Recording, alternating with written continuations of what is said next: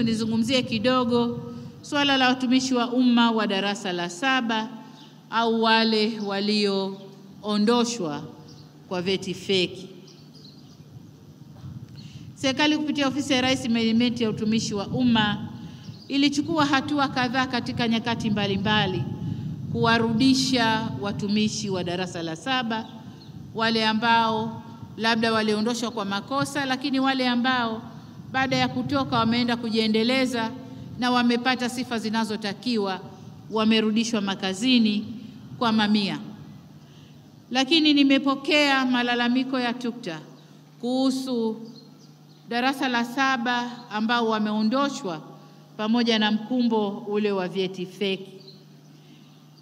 Baada ya kikao changu na TUCTA na mawaziri wanaohusika, tulikaa tena kikao cha serikali peke yetu na tumewaza kuja na mambo yafuatayo, kwamba wale wote waliofukuzwa, walioisha fanya kazi kwa muda mrefu lakini wakafukuzwa kwa ajili ya vyeti feki na kwamba hawakupata chochote cha kuondoka nacho, nimewaagiza wizara pamoja na Wizara ya Fedha waangalie ni kiasi gani wafanyakazi wale walikatwa kwenye jasho la mishahara yao, kile walichochangia kwenye mifuko, kwenye jasho la mishahara yao, waangalie ni kiasi gani na waweze kulipwa jasho walilolitoa.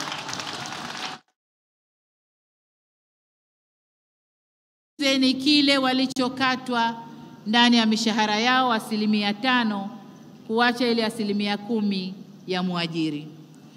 Lakini vile vile niliwaambia waangalie watumishi wote waliofanya kazi kwa muda mrefu na wakabakisha mwaka mmoja au miwili kustaafu, na wenyewe waangalie ni kiasi gani kitatugharimu kama tutawapa mafao yao baada ya utumishi wao wa muda mrefu.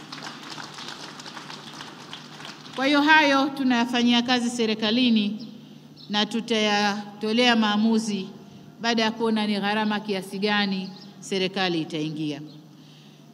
Ndugu zangu, wafanyakazi wenzangu, lipo pia suala la makato ya mikopo ya elimu ya juu ambalo kama nilivyoeleza mwaka jana kwenye sherehe ile 6% tumeitoa, lakini kulikuwa kuna jengine kwamba walikopa kwa sheria mbili tofauti, moja inakata 8%, nyingine inakata 15%, na wakaomba kwamba wale wa 8% waendelee na mkataba wao, lakini hili serikali nataka niwaambie hapa tumelikataa.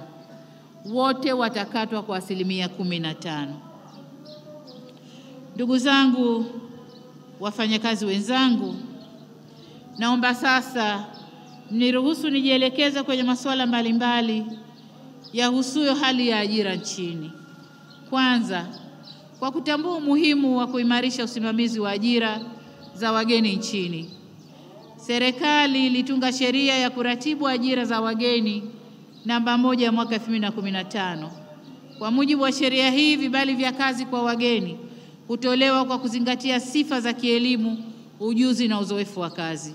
Aidha, sheria hii inawataka waajiri kuandaa na kutekeleza mpango wa kurithisha ujuzi kwa wazawa.